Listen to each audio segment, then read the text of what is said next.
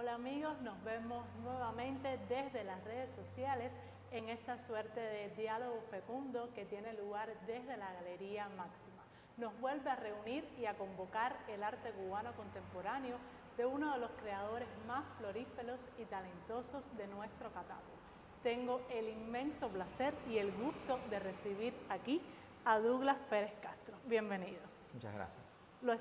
Lo estábamos esperando. Bien, gracias. Vamos a comenzar hablando, esta no es la primera vez que Douglas conversa con nosotros, lo hemos entrevistado en otras ocasiones, que ha salido en nuestra página web, ha sido una conversación grabada por audio, pero es la primera vez que sí estamos frente a una cámara. Vamos a comenzar hablando sobre que usted, ante todo, Douglas, se reconoce como pintor.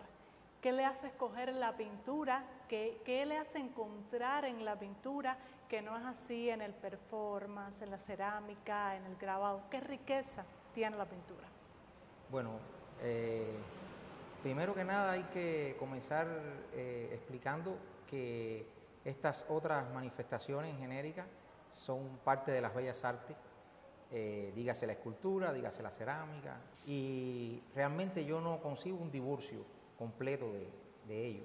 Lo que sucede es que el pintor tiene una especie de sino que es el que se le manifiesta y es el de la insistencia e incluso el de reconocerse un animador de la imagen, es decir, buscar en las esencias del ícono como tal y ver cómo eso lo involucra, lo imbrica con la técnica, con la capacidad, con la habilidad de comentar. Es por esto que esta discusión, que es muy antigua, no es una cosa de último tiempo, ha estado en la palestra, se puede decir que desde que en los años 60 el arte conceptual acuñó cierta nomenclatura que es colocar la idea por delante de, vamos a llamar, la imagen o el discurso formal. En ese sentido es por donde yo veo el hecho de la pintura y por lo que la escojo, ¿no? Es algo que tiene que ver mucho con mi desarrollo en ese sentido. Una de sus series más bellas, que tenemos representaciones, obras de esas series aquí en nuestro catálogo, precisamente es la serie dedicada a la pintura costumbrista. No vamos a hablar mucho porque hemos hablado en otras ocasiones de esa serie concebida por usted. Sé que tuvo que estudiar mucho, que tuvo que leer obras de don Fernando Ortiz, de Manuel Moreno Fraginals, de estudiar cuidadosamente cada detalle. Sobre esa serie dedicada a la pintura costumbrista, ¿hay trabajos nuevos? Sí, a ver, no es que yo elija las series como forma metodológica de trabajo. Lo que básicamente yo distribuyo mi tiempo en tratar de desarrollar mis ideas y estas se canalizan a través de estas diferentes series, por llamarlas de alguna manera. Por tanto, son obras que yo las agrupo en ejes temáticos y que casi siempre están en evolución, en constante evolución. Por tanto, sí, hay obras nuevas, particularmente las que se refieren al hecho neohistoricista o que involucra el costumbrismo, por llamarle de alguna manera, que son estas citas o manipulaciones a las obras de Landaluce o Melero, o en fin, toda la escuela académica cubana del siglo XIX, está en un constante progreso. Ahora bien, dentro de cada uno de esos ejes temáticos, yo trato de crear un punto de diserción donde de alguna manera evocar el repertorio crítico de una zona del arte cubano que a mí me interesa, que es aquella que evalúa, reflexiona, discursa en torno a la realidad, en torno a la historia, cómo esta es contada, qué estrategias se utilizan para contarla, dígase la narración, dígase el relato, dígase el discurso, dentro del discurso el oficial, el alterno, el subalterno, en fin. Y en ese sentido, yo parto casi siempre desde una perspectiva donde para mí lo llamativo es la idea del nuevo salvaje, como pudiesen decir los conocedores. Es decir, es esta posición en que el otro nos ha visto a nosotros y en los estándares en los que nos colocan. Estándares que casi siempre están muy vinculados a clichés culturales, que son marcos en definitiva que proponen una idea y desplazarlos, ya sea de forma humorística, jocosa, lúdica o irónica, sarcástica a veces, es mi mayor interés. Sí, cómo no, y lo logra, pues se puede ver en esas obras todo ese gracejo popular, todo ese humorismo, toda esa ironía plasmada en esos lienzos. Vamos a seguir hablando sobre esa serie dedicada a la pintura costumbrista, donde en algunas obras pueden verse la imbricación de un lenguaje moderno. Aparecen happy face, emoticons, cómo lograr el equilibrio entre ese discurso colonial y el lenguaje moderno, cómo lo articula también. Yo pienso que está muy vinculado con la apreciación que yo hago de la cultura popular. De alguna manera nunca me han gustado las jerarquías, y una de las cosas que me hacen abrazar la pintura y el arte en general es precisamente el hecho de que adolece de leyes. Dígase, cuando nosotros pensamos en el marco de leyes, estamos reduciendo mucho el espacio interpretativo, porque una ley no se puede interpretar, la ley se cumple o no, está escrito, es funcional. Y básicamente en el arte esto está totalmente desplazado. Y esencialmente poder vincular de las manifestaciones de la cultura popular todas sus expresiones en un mismo plano valorativo es muy importante para mí.